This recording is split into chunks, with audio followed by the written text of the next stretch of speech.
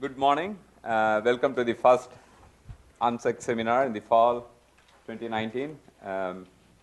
Few housekeeping things before we get going. It's my pleasure to welcome David Ward, one of our MSSC alums. We are always proud of our alums. David has extensive experience working in various technical and leadership roles for over 20 years. He's going to talk about microservices architecture in the startup community. He likes to keep it interactive and informal, so please ask questions and make it lively. Take it away, Dave. All right, thank you very much. Well, so today, if you haven't noticed, I'm wearing what my wife refers to as my Texas outfit. And as I was laying it out last night, she's like, "You can't wear that." She goes, "You gotta get your suit and tie. You're going down to the U." And I laughed and I said, "No, I'm in IT. I can get away with this." So here I am. No, good morning. I'm a kind of a dynamic guy, but I was told I got to stand right here for the video, I guess. But I'll probably walk around eventually after the first 30 minutes. I keep this really informal. The best workshops and seminars I've ever done are the ones where it's very interactive, a lot of Q&A. So I encourage you, stop me at any point, ask a lot of questions. I promise I won't drag this out till noon. It'll be something half of that, I'm sure. I don't have that much material. But the main thing is that you're able to walk away with a sense of what I call real-world applications in the microservices realm. So that's kind of our topic today. So I basically, I love the MSSC program and I love microservices architecture.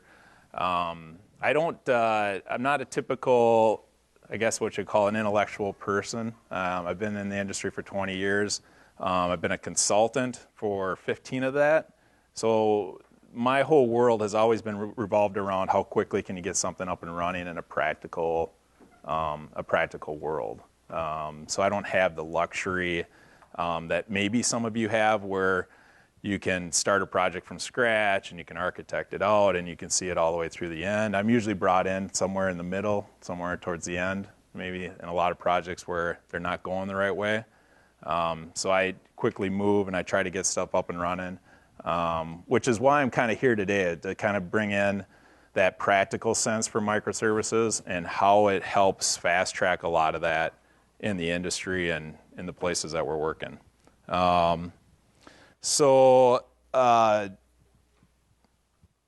Basically, when I've done this before and the speakers that I've listened to and when I was in the MSSC program, I always found it a little interesting that the speaker would spend a good portion of his time talking about himself and talking about, his history and whatnot, or her history. And I always thought that was a little weird. But after time, I realized that for you guys to get the best out of this seminar is for you to know where I'm coming from and what my history is, because that's kind of what I'm going to be speaking to. Because there's a lot of things I don't know. So if you know where I'm coming from, you kind of know my background, then you kind of know my direction with microservices and its practical applications. So I'm going to spend a little bit of time just giving you a little background. For instance,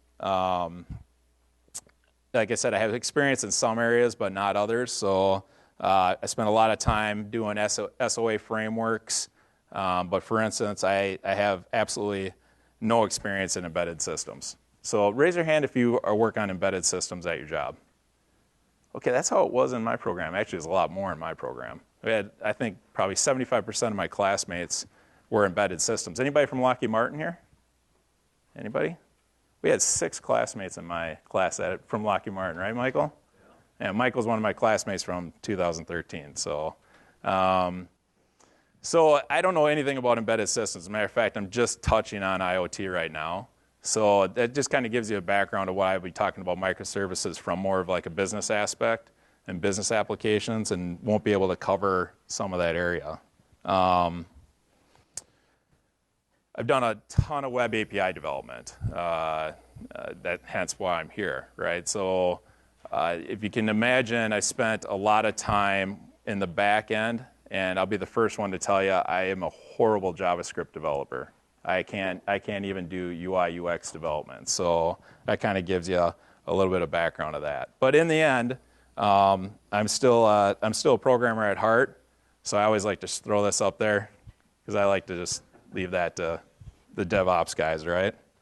And a friend told me, I like this part because a friend told me, he goes, just throw a bunch of cats in your program or in your PowerPoint. He said, everybody will love it. If you just got cats in there, it doesn't matter what you talk about. People will love your presentation. So if you take anything away today, make sure when you do PowerPoint presentations, throw cats in there. It doesn't matter, right?